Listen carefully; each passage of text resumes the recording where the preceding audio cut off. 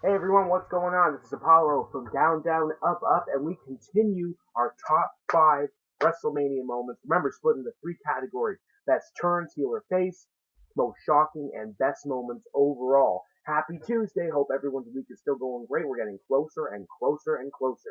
Gotta keep it up. Anyway, starting off, just taking a look here.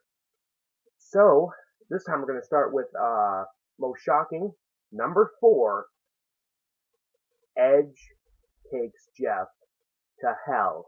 Now, we are at WrestleMania 17. It is TLC technically 2, but I'm going to call it TLC 3. I count WrestleMania 16 as a TLC triple threat match. We have the Dudleys, who are once again the champions, the Hardys, and Edge and Christian. Edge and Christian have won both matches so far at WrestleMania last year and SummerSlam, and we're going into this match again. Except there's a moment that stands out from everything. The spear to hell. Jeff Hardy is climbing a ladder. He has the championships within his grasp. But the ladder gets pushed, but he holds on, he's grabbing the belt, he's trying to just, get him off, grabbing the hook. Edge is at the top of a ladder in the corner. Once Jeff's body turns towards his, Edge jumps off and spears Jeff Hardy to hell. Oh my god, that was an awesome WrestleMania moment, without a doubt. That was one of the greatest WrestleMania moments I have ever seen. That spear was unbelievable, and that definitely was not the last time it happened. Nope. Not as great as that, but really great moment. Now moving on to, we are going to do, top WrestleMania moments, the best. Number 4, I'm sorry, I love you. WrestleMania 24, we had career on the line for the Nature Boy Ric Flair. He had beaten quite a few guys leading up to this when Vince told him back in 2007, "You lose your next match, you're fired." So, Ric Flair had been so far facing mostly what you would call jobbers. I mean, these guys aren't going to end the career of Ric Flair. He had a match with MVP of the Royal Rumble. He had a match with Mr. Kennedy at No Way Out.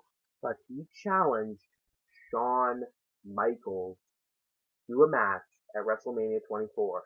And it stole the show, even though Shawn had that awful moment where he did a moonsault off the apron, trying to hit Ric Flair, who was standing near an announce table. Ric moved, and Shawn's ribs got caught by the table, which just would not bend or break.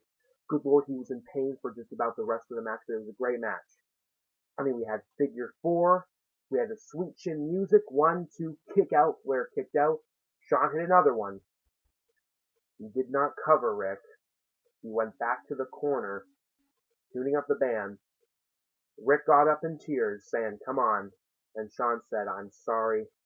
I love you." Third kick. 1, 2, 3. That was the end of his career officially. And I know you guys are saying, "Hey, he did stuff in TNA." Shh, you can't say TNA. Hey, that doesn't exist in WWE. Oh, sorry.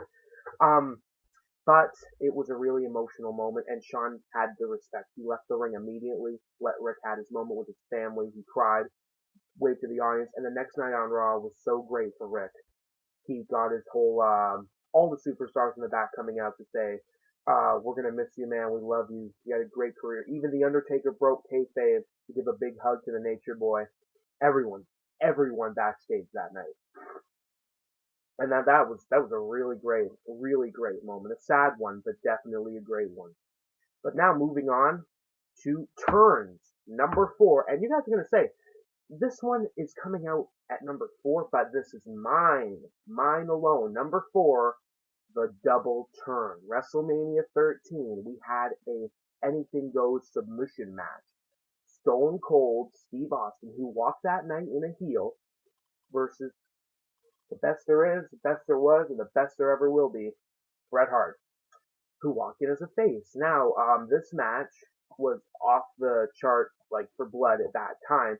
Once Austin got busted up, it just kept coming and coming and coming. Bret walked in a sharpshooter. Austin would not submit. Bret Hart was being brutal in that match, and Austin would not submit. Austin passed out, and Bret Hart won the match via KO, I guess, knockout, but either way, Bret won. And after that, the fans had just felt something they never felt before.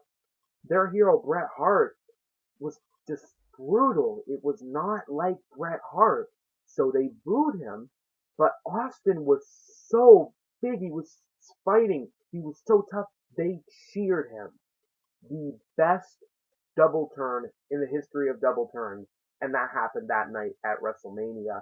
Austin walked out with cheers, Bret walked out with boos, and that was not the last time Bret was out there too. I'm pretty sure he interfered in the WWE Championship match with Undertaker and Psycho Sid later on, and he still got booed.